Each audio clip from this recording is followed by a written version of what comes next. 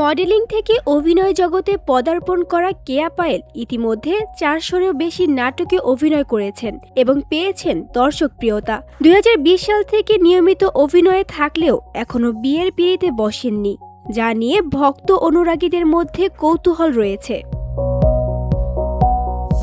সম্প্রতি এক টেলিভিশন অনুষ্ঠানে কেয়া পায়েল বিয়ে সম্পর্কে নিজের ভাবনা প্রকাশ করেছেন।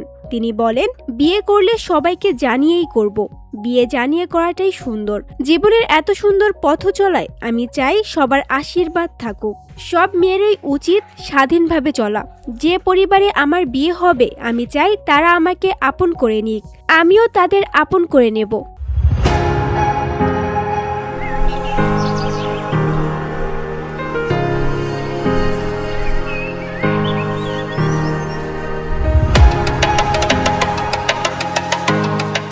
এক জীবন কাটিয়েছি বাবা মার সঙ্গে, আরেক জীবন কাটাবো অন্য বাবা মার সঙ্গে।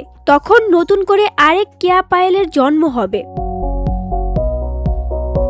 বিয়ের সময় সম্পর্কে স্পষ্ট কিছু না জানালেও কেয়া পায়েল জানিয়েছেন, এ বিষয়ে তিনি কেবল সৃষ্টিকর্তার উপরেই ভরসা রাখতে চান। VOD Bangla news desk.